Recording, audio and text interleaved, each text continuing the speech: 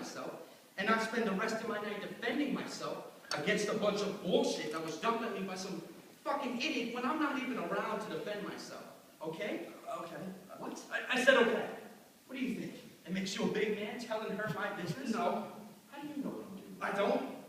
It's not what you told her? I don't know what I told her. Okay, let's ask her. Hey! Dog! Oh, so is that her? That's her name? What? No, you don't have to call her anything, man. What's the matter? Why not? You really made your point. All right. Now you listen to me. Look out there.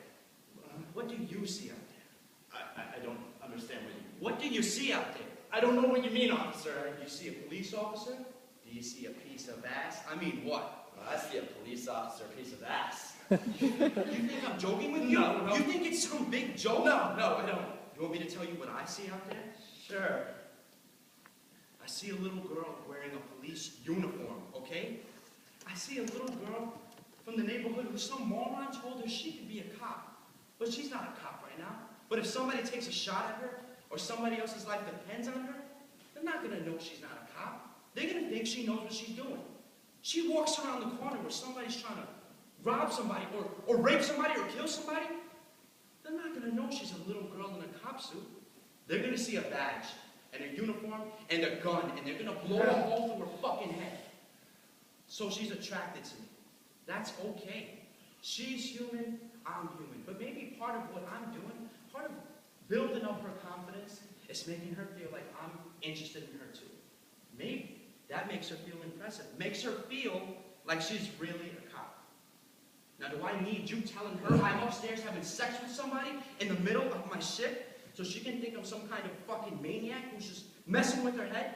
So she can lose all her confidence in me and consequently all her confidence in herself because of your big fucking flapping fucking mouth? And then go out and get herself killed. Or me. This is not a game. We are not tourmen. We're policemen. So I don't appreciate the fun I guess you're having at my expense. And more importantly, at her expense. While you're sitting around down here twiddling your fucking thumbs waiting for William to come around and make his rounds so you can go to sleep. Okay? Okay. You know what I really feel like doing right now? No. I really feel like smacking the shit out of you. But I'm not going to do that. Because I don't do that. Just, when I come around here in the future, just be aware that you don't know what I'm doing here. You have no idea. And keep your fucking nose out of my business. You understand me? Yes, I understand. Okay. The discussion's over now.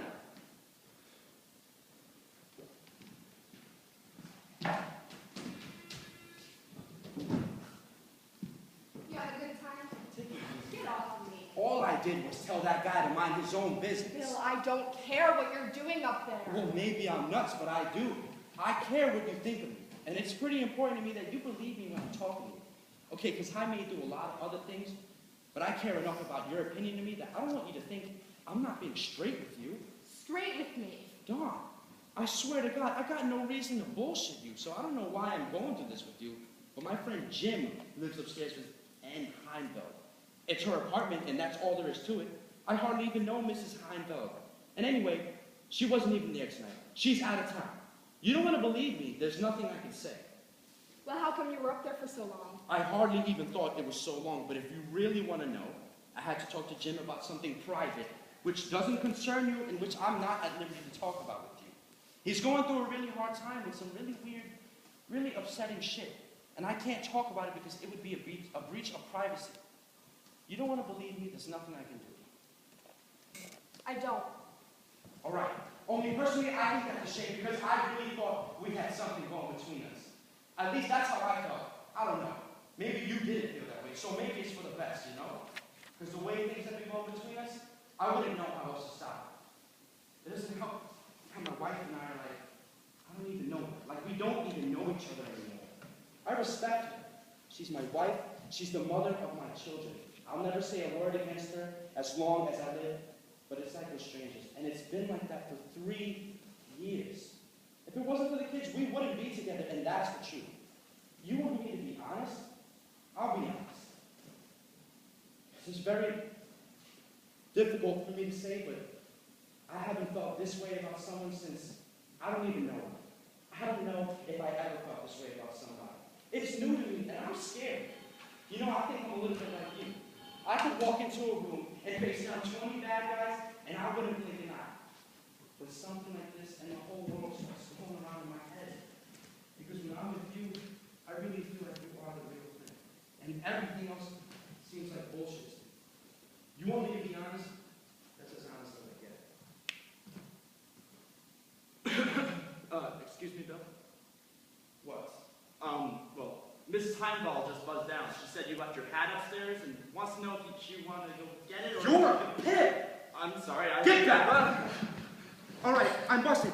I don't know what to say. I'm sorry. Yeah, right! No, I'm sincere about that. I really am. But you gotta believe me. I don't know what's the matter with me. It's like I'm a sex addict. I think I need help. I really do. Stupid! You think I am? No, wait a minute. It's like whenever I meet someone I could really care about, it's like I always gotta be doing something to mess it up. And I don't know why. You know why? Maybe it's because you're a dirty fucking liar! Oh, hey, Don. Slow down, okay? I'm just trying to talk to you. Yeah, I know what you're trying to do. And you can forget it, all right? We're working together. Let's work together. Okay. I don't care what you do up there, Bill. I don't care what you do, period.